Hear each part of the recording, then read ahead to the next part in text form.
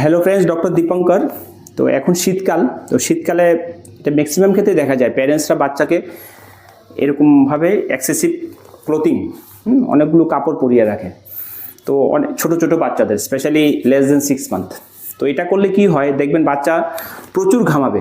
আমিও এই বাচ্চাটাকে চেক করলাম, প্রচুর গলাতে প্রচুর ঘাম, শরীরেও প্রচুর ঘাম।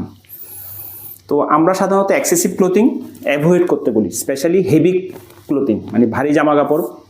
অনেক প্যারেন্টসকে আমরা দেখি যে ভারী জামা কাপড় 3-4টা পরিয়ে রাখে। তার করলে কি হয়, স্পেশালি নাইট টাইম আপনি দেখবেন বাচ্চা কিন্তু প্রচণ্ড অস্বস্তি বোধ করবে।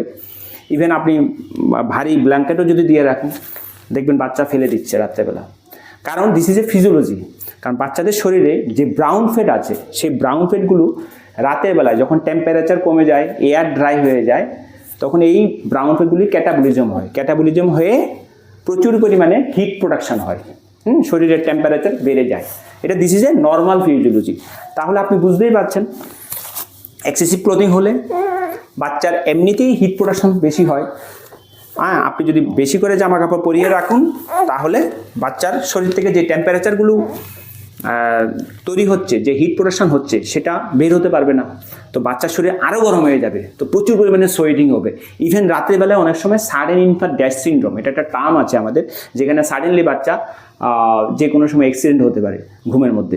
তো এটাও পাওয়া যায়। তাই আমি সব প্যারেন্টসকে বলবো, এই সিজনে হেভি ক্লোথিং একদম নয়, আপনারা লাইট ক্লোথিং, ড্রাই ক্লোথিং।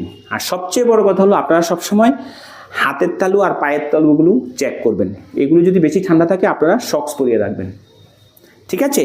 আর একটার পর একটা এরকম ভারী জামা কাপড় যতটুকু সম্ভব আপনারা অ্যাভয়েড করবেন, ঠিক আছে?